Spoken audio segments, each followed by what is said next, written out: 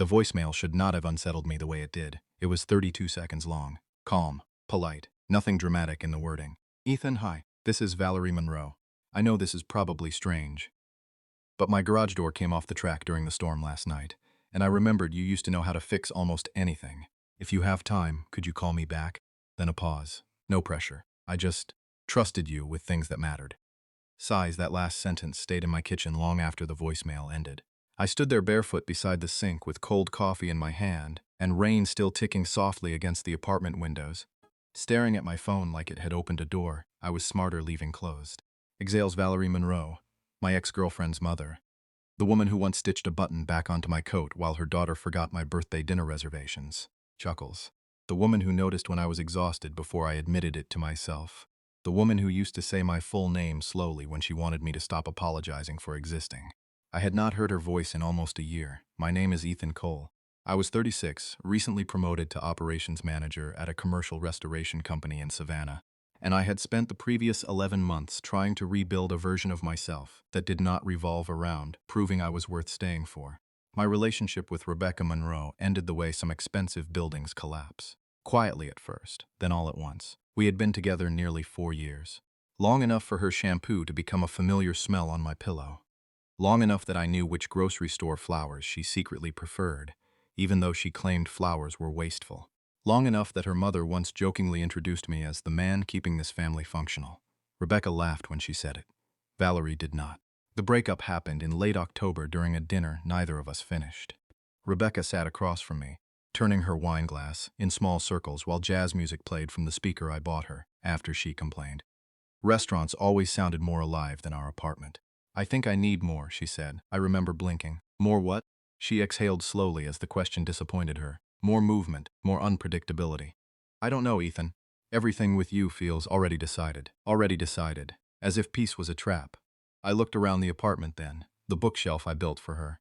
The crooked painting she refused to let me straighten because she liked imperfections that belonged to her.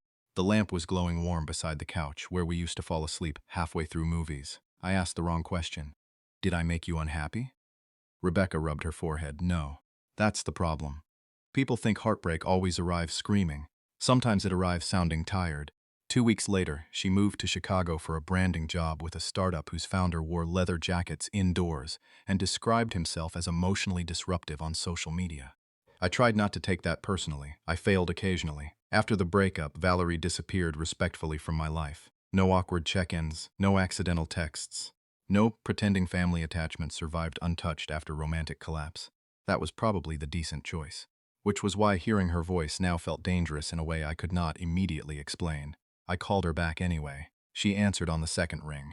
Hello? Her voice carried the same low warmth I remembered. Mrs. Monroe? A small silence, then softer. You still call me that? I leaned against the counter. Habit, I guess. Some habits are reassuring. That sentence did something uncomfortable to my chest. I cleared my throat. You said your garage door broke? One side slipped off the track during the storm. I tried pushing it myself, which apparently was ambitious and stupid. I smiled before I meant to. Mostly ambitious. You always did grade people gently. There it was, that thing Valerie did. She spoke like ordinary conversation had hidden compartments inside it. I looked toward the rain outside my apartment window. I can stop by after work. You don't have to, I know. The line went quiet. Then she said very softly, Thank you, Ethan. I told myself it was just a garage door. That was all. A broken mechanism. A storm. A familiar house. Nothing emotionally catastrophic should have lived inside something so ordinary. Still, I changed shirts twice before driving over. Valerie's house sat near the historic district on a shaded street where people watered plants like they were preserving family bloodlines. I had spent hundreds of hours there once. Christmas dinners. Sunday cookouts. One memorable Thanksgiving, Rebecca disappeared upstairs during an argument, and Valerie handed me bourbon without asking questions. You're not difficult to care about, she had said quietly that night. I remembered that sentence more often than I admitted. The driveway was wet when I arrived. I spotted Valerie near the open garage immediately. She wore dark jeans, sneakers, and a cream-colored sweater with the sleeves pushed casually to her forearms. Her hair was tied loosely back, though strands had escaped around her face from the humidity. She looked older than when I last saw her. Not diminished, just more honest somehow. Like life had sanded away unnecessary performances. She saw my truck and straightened. For one brief second, relief crossed her face before restraint returned to claim it. Hi, she said. Hi. I stepped out carrying my tool bag. Rainwater dripped steadily from the roof gutters. Valerie gestured toward the garage. The door made a noise like a dying submarine and then gave up entirely. That's usually a bad sign. Good, I was worried it might be healthy. I laughed. That was my first mistake. Because laughter made the whole situation feel easier than it should have. I crouched beside the bent track while Valerie hovered nearby, pretending not to watch me too closely.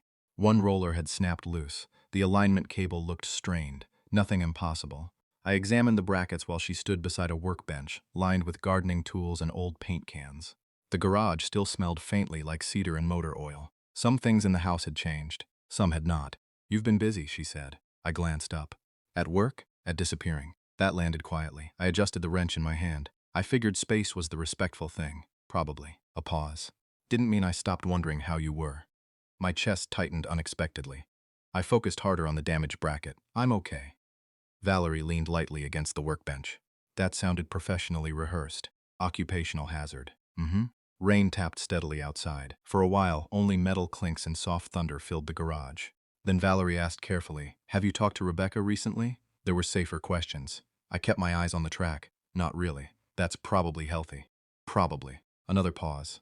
"She changes apartments every 6 months now," Valerie said. I looked up before I could stop myself. Valerie's expression held affection and exhaustion in equal measure. "She says routine makes her anxious."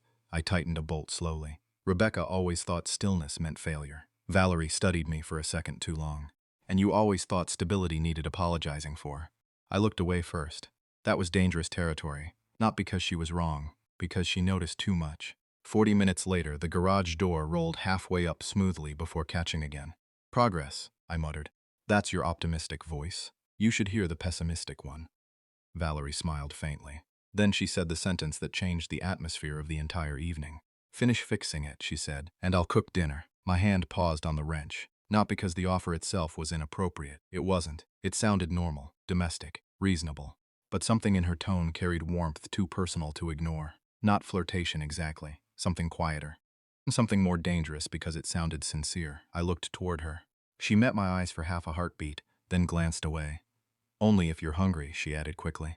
There it was, the retreat decent people make after revealing slightly too much honesty. I should have said no. Instead, I heard myself ask, "What are you making?" Valerie laughed softly. That wasn't a refusal. "Depends on the menu. Pasta, garlic bread, emotional complications." I smiled despite myself. "That last ingredient feels expensive. Very." We held each other's gaze 1 second too long. Then I turned back to the garage door because metal tracks were safer than Valerie Monroe. Looking relieved, I stayed. Dinner should not have felt intimate. It was spaghetti. That was all. Spaghetti, salad, warm bread wrapped in a kitchen towel, and a woman remembering I hated too much Parmesan without me reminding her. That detail unsettled me more than the invitation itself. People underestimate what it means to be remembered accurately. Rebecca used to remember my big traits. Valerie remembered the quiet ones. The kitchen looked almost unchanged from years earlier. Same pale cabinets, same ceramic fruit bowl, same tiny crack in the corner tile I once offered to repair. And Valerie refused because she liked the proof that people had lived there. She moved around the kitchen with calm familiarity while I dried my hands beside the sink. "You can sit," she said. "Feels rude while you're cooking. You repaired a 200-pound door in the rain. I think you've earned carbohydrates." I leaned lightly against the counter instead. "How have you been?" "Really?" Valerie stirred the pasta sauce before answering. "Lonelier than I expected after Rebecca moved." Her honesty caught me off guard. She noticed. "That sounded heavier out loud," she said. "No, just real." She glanced toward me. "Real gets unfashionable after 50. People prefer you inspirational or invisible." That sentence sat heavily in the warm kitchen air. I watched steam rise from the pot. "You were never invisible." The room went quiet. Valerie set the spoon down carefully, not dramatically, carefully. "Ethan," she said softly. I immediately regretted saying it. Not because it wasn't true. Because truth becomes dangerous when spoken at the wrong distance. I looked toward the back window. Rainwater shimmered across the patio stones outside. "Sorry," Valerie's expression shifted. "Why do you apologize every time you say something sincere?" I laughed once under my breath. Defensive reflex. Someone taught you honesty was inconvenient. Rebecca again. Even when nobody said her name. We ate at the small round table near the kitchen window instead of the formal dining room. That mattered somehow. The dining room belonged to birthdays and family rituals. The kitchen table felt personal, unnafafe in a quieter way. For a while, conversation stayed harmless. Work stories, neighborhood gossip. Valerie is complaining about a woman in her book club who described every novel as spiritually aggressive. I laughed harder than the joke deserved. Maybe because I had missed laughing in kitchens. Then her phone buzzed on the counter. The atmosphere changed instantly. Valerie looked at the screen. Her expression tightened almost invisibly. "Rebecca?" I asked. She nodded. "You can answer." "I know," but she hesitated. The phone rang again. Finally she answered. "Hi, sweetheart." I focused on my plate. Rebecca's voice spilled faintly through the speaker. Sharp, fast, alive in the exhausting way she had always been alive. "Mom, did you ever get the garage fixed?" Valerie glanced toward me. Ethan stopped by to help. Silence, then a laugh. Not warm. "Seriously?" I stared at the condensation sliding down my water glass. Valerie's voice lowered. "He knew how to repair it." "Of course he did. Ethan loves being useful." Something inside me tightened. Rebecca kept going. "Just don't let him get emotionally attached again." Valerie's face changed. Not embarrassment, disappointment. "Rebecca," she said quietly, "that was unnecessary." "Oh, come on, Mom. You know what I mean." I suddenly felt 12 feet tall and painfully visible. The old humiliation returned instantly. Not loud, familiar, like stepping back into clothes that used to fit badly. Valerie ended the call before Rebecca finished speaking. The kitchen became very still. I pushed my chair back. "I should head out. Ethan, it's okay."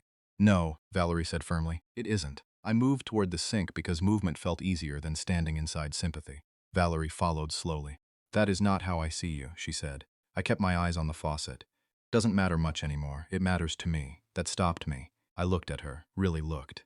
Valerie stood there in the warm kitchen light with tension around her eyes and honesty all over her face. No performance, no manipulation, just a concern. "Rebecca always mistook calm for lack of depth," she said softly. I laughed once. It sounded tired. "Please don't defend me against your daughter." "Why not?" "Because I might start believing you." There it was, the moment the room changed. Not dramatically. Nobody touched. Nobody confessed to anything reckless, but something invisible shifted between us. Valerie looked down first. "I shouldn't have said that. Maybe you should have said it earlier." Her breath caught slightly. The silence afterward felt enormous. Every rational thought in my body screamed the same thing. This is Rebecca's mother. This is complicated. This is dangerous. But another quieter thought kept surviving underneath all of it. This woman sees you clearly. I grabbed my jacket. "The garage door should hold now," I said. Valerie nodded. "Thank you." I headed toward the front door. She followed at a careful distance. On the porch, humid air wrapped around us. The rain had finally stopped. Streetlights reflected gold across the wet pavement. "There's still one bent hinge," I said. "I should probably replace it eventually. You don't have to." "I know." Valerie smiled faintly. "You always answer that the same way." The porch light softened the lines near her eyes. For one irrational second, I wanted to kiss her. That realization frightened me enough to step backward. "I could come by Saturday," I heard myself say. Valerie looked surprised, then careful. "Only if you want to." That was the safest answer she could have chosen. It was not the whole answer. I drove home with the windows cracked and the radio off. Halfway to my apartment, my phone buzzed. "Rebecca, Mom said you came over." Then another message immediately after. "Please don't make this weird." I stared at the red light ahead of me. Then typed. "I fixed her garage door." Rebecca replied almost instantly. Exactly my point. I should have ignored it. Instead, I set the phone face down beside me and realized something uncomfortable. For the first time since the breakup, Rebecca's opinion no longer felt like the final authority on who I was. I went back on Saturday.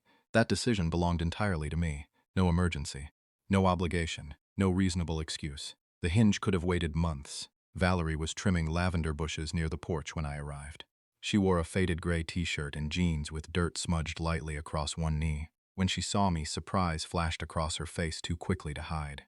Then something softer replaced it. "You came," she said. "I said I would. People say things, some people." That made her smile. But tension lingered underneath it. Not unpleasant tension, aware tension.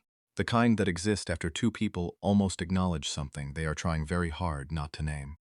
I grabbed the replacement hinge from the truck. Valerie brushed dirt from her hands. "I made coffee," she said. "Bribery again?" "Absolute time." She hesitated, then answered honestly. "For staying longer than 15 minutes. That honesty hit harder than flirtation would have. I looked toward her carefully. Valerie met my eyes without retreating. The air between us tightened. Then she rescued us both. "The good mugs are clean," she added. I laughed softly. "Well, now I definitely have to stay." For the next hour, we moved carefully around each other. I repaired the hinge. Valerie watered plants. Conversation drifted naturally between us. Not forced. Not shallow. The dangerous thing was how easy it felt. At one point, I reached overhead to adjust the garage bracket while Valerie steadied the ladder automatically. My hand slipped slightly. Her palm caught my forearm. Both of us froze. The contact lasted maybe 1 second. Enough. Valerie pulled her hand back immediately. Sorry, you stopped me from falling. Still, I climbed down slowly. The space between us suddenly felt charged in a way neither of us could pretend not to notice anymore. Valerie crossed her arms lightly. This is becoming complicated faster than I expected. I appreciated that she said complicated instead of wrong. Yeah, I admitted. A breeze moved through the yard. Somewhere nearby, wind chimes clinked softly. Valerie looked toward the garden. Rebecca called again yesterday. I stiffened slightly. And? She thinks I'm lonely and making sentimental decisions. Are you lonely? Valerie smiled sadly. Everyone over 50 is lonely sometimes. We just learn to present it attractively. That line stayed with me. We drank coffee on the back patio afterward. 2 chairs. Safe distance. Unsafe atmosphere.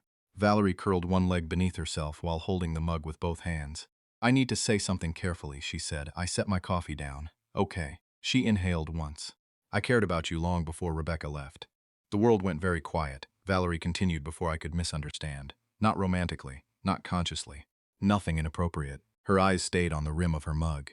But I noticed you. Probably more than I should have. I didn't move. You listened when people spoke. You repaired things without making anyone feel incompetent. You remembered details. A faint smile touched her mouth. You even refilled ice trays without being asked. That alone makes you statistically rare. I laughed softly, mostly because my chest suddenly felt too tight. Valerie's voice lowered. After the breakup, I missed you in ways that embarrassed me. There it was. Not a confession, something more careful, more mature, which somehow made it hit harder. Valerie, I'm not asking you for anything, she said immediately. I know. Good. Because I refuse to become a woman desperately chasing her daughter's ex to avoid feeling older. I looked at her directly. That's not what this feels like. Then what does it feel like? There were safer answers, polite answers, answers that would let both of us retreat gracefully. Instead, I heard myself tell the truth. It feels like being around someone who never made me apologize for being calm. Valerie looked down quickly. Emotion crossed her face before she contained it. Then the back gate opened. Both of us turned. Rebecca walked into the yard wearing sunglasses and irritation. A tall man followed behind her, carrying a designer gym bag. Rebecca stopped when she saw us sitting together. 2 coffee mugs. Quiet afternoon, visible ease. Her expression hardened immediately. Wow, she said, this is cozy. Valerie stood first. Rebecca, no, actually, don't start with the calm voice. The man beside her shifted awkwardly. Maybe we should come back, he murmured. Elliot, please. So that was his name. Rebecca looked at me. You're seriously hanging out with my mother now? I stood slowly. I fixed the garage hinge. She laughed sharply. Of course you did. There it was again. The old dismissal. As if kindness were evidence of a smaller ambition. Valerie's posture straightened.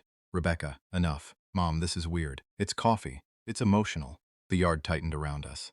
I could feel Elliot wishing intensely to disappear. Rebecca crossed her arms. Honestly, Ethan, this feels pathetic. The old version of me would have shrunk instantly. Apologized. Smoothed things over. Made myself smaller so everyone else could stay comfortable. Instead, I surprised myself. Why? I asked calmly. Rebecca blinked. What? Why is this pathetic? Because you do this, she snapped. You attach yourself to people who need you so you never have to become anything bigger. That landed hard. Not because it was true. Because I had spent years fearing it might be. Valerie stepped forward. Do not speak to him that way. Rebecca stared at her mother. Seriously? You're defending him against me? Valerie's voice stayed very calm. I'm defending decency. Rebecca laughed once. Mom, he's my ex. Yes, Valerie said quietly. Not your property. Silence. Even Elliot looked startled. Rebecca's cheeks flushed. This is unbelievable. I looked at Valerie then. Really looked. She stood there, nervous but steady, refusing to retreat from her own dignity. Something inside me settled unexpectedly. Rebecca pointed vaguely between us. So what? Are you two emotionally bonding over home repairs now? Nobody answered immediately. Which answered enough. Rebecca's face changed. Not heartbreak. Something sharper. Disorientation. Like she suddenly realized people she had mentally placed in storage were continuing without her permission. Mom, she said more quietly, this is embarrassing. Valerie inhaled slowly, then came the sentence that changed everything. Only if caring about someone respectfully is embarrassing to you. Rebecca stared. I think that was the moment she realized this situation would not fit neatly into villain and victim. That made it harder for her. You're lonely, she said finally. Valerie's eyes flashed. And you weaponize that word whenever someone disappoints your expectations. The yard went silent. Rebecca looked genuinely stunned. Valerie continued softly. You left Ethan because you thought peace meant stagnation. Fine, that was your choice. But you do not get to insult people for valuing what you abandoned. Rebecca's eyes filled immediately. Anger. Humiliation. Maybe a little recognition. Elliot touched her arm carefully. We should go. This time she listened. At the gate, Rebecca paused. People are going to talk about this, Valerie answered before I could. Then they should talk accurately. Rebecca left. The gate clicked shut behind her. For several seconds, nobody moved. Then Valerie sat down slowly. All the composure drained from her shoulders at once. I stepped closer instinctively. Hey, she pressed her fingers lightly against her forehead. Well, that went terribly, not entirely. Valerie looked up. Ethan, you cannot decide anything about this because Rebecca insulted you. There it was. Even now, she was trying to protect me from confusing emotional validation with love. That nearly undid me. I crouched beside her chair. This started before today, I said quietly. Valerie's expression shifted. When? I thought about it honestly. Christmas bourbon. Kitchen conversations. The way she listened without evaluating. I don't know, I admitted. Maybe long before either of us let ourselves notice. Her eyes softened painfully. That's dangerous, probably. Ethan, I'm serious. The afternoon light moved across the patio stones between us. I took a slow breath. When I was with Rebecca, I always felt one version of myself away from being enough. More exciting, more ambitious, louder. I met her eyes. With you, I just feel understood. Valerie closed her eyes briefly. Emotion crossed her face nakedly this time. Don't say things like that casually. I'm not saying them casually. She looked at me for a long moment, then whispered, that's the problem. We stood there balanced at the edge of something enormous. No dramatic music, no reckless kiss. Just two adults are fully aware that desire becomes heavier when attached to respect. Valerie rose slowly. If this becomes anything, she said carefully, it cannot happen in hiding. I know, and it cannot happen because you need somewhere to place the hurt Rebecca left behind. I nodded. I know that too. Her eyes searched mine, making sure. I stepped closer carefully, enough to feel the warmth between us, not enough to corner her. You know what I realized after the breakup? I said softly. Valerie waited. Rebecca made steadiness sound like failure. I swallowed once. You're the first person who ever made it feel valuable. That broke something open in her expression. Not wildly, quietly. One tear slipped free before she looked away. Instinctively, I lifted my hand toward her face, then stopped. Permission mattered. Valerie noticed the hesitation. Very gently, she leaned the smallest fraction closer. That was enough. I touched her cheek lightly, simple contact, completely devastating. Her eyes closed briefly. Then she stepped back, not rejecting me, saving us. We need time, she whispered. I nodded even though disappointment hit instantly. Okay, promise me something. What? Don't let this become ugly. I looked at her. The woman standing in front of me cared enough to be frightened by what wanting someone could damage. That mattered. I won't, I said. I left without kissing her. That was the right decision. I hated it immediately. Halfway home, my phone buzzed. A message from Valerie. Thank you for making restraint feel respectful instead of rejecting. I stared at the screen at a stoplight. Then another message appeared, but for the record, I wanted you to kiss me. My chest tightened so hard it almost hurt. I leaned back against the seat and laughed softly once into the empty truck. Not because anything was funny, because honesty that precise leaves very little oxygen in the room. For 2 weeks, we barely spoke, not avoidance exactly. Caution. Valerie texted occasionally. The garage door survived another storm. Her hydrangeas were losing a fight against the heat. A squirrel stole tomatoes from her garden and looked smug about it. Small messages carrying entire emotional rooms underneath them. Rebecca texted more aggressively, first angry, then confused, then wounded. One message arrived close to midnight. Are you actually into my mother, or are you just trying to prove something? I answered honestly. I care about her.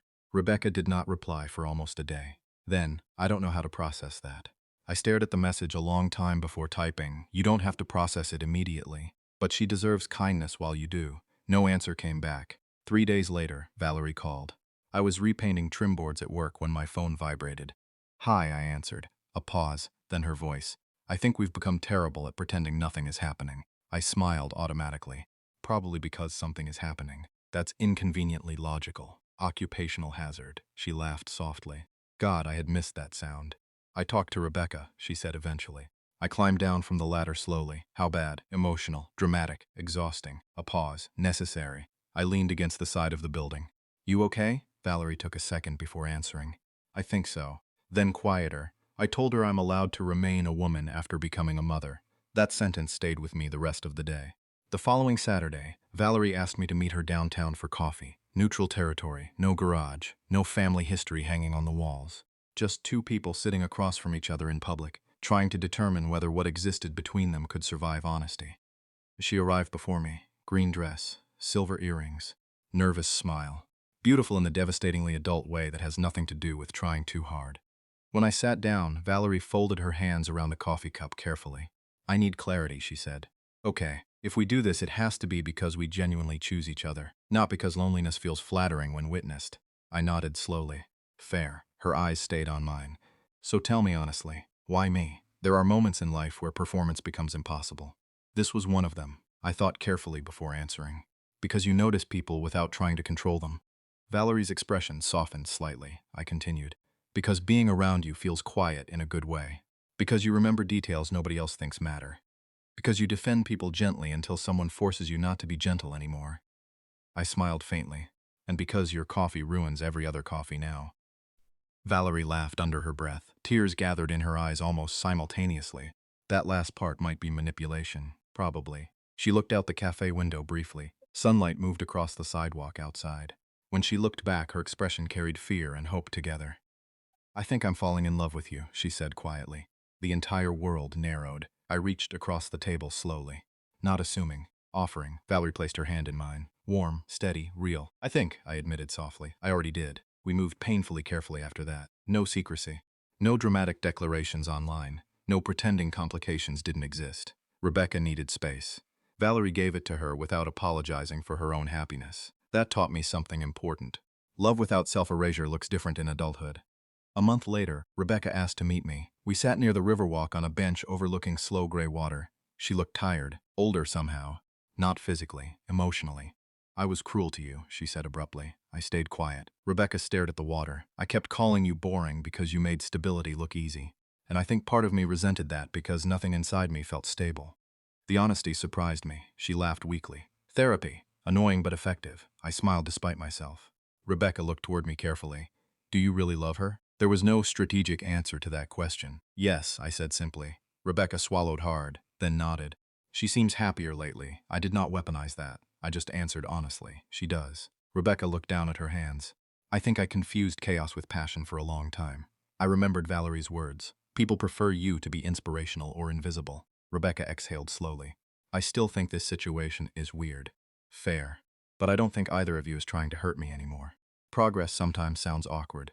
6 months later, Valerie and I attended a small outdoor concert near Forsyth Park. Nothing dramatic happened. That was the important part. A local jazz trio played under string lights. Humidity curled the edges of Valerie's hair. At some point during a slow song, her fingers slipped naturally into mine. No announcement, no apology. Just quiet certainty. A couple nearby recognized us. I saw the flicker of curiosity cross their faces. Valerie squeezed my hand once instead of letting go. That was the moment I knew we would survive public opinion. Not because gossip disappeared, because neither of us wanted to live ashamed anymore. A year later, I bought a small craftsman house, 10 minutes from hers. Not with her, near her. That distinction mattered to both of us. Valerie planted rosemary near my porch and claimed herbs improved emotional decision-making. I told her that sounded scientifically irresponsible. She kissed me anyway. Eventually, Rebecca came to dinner. The first hour felt tense enough to crack glass.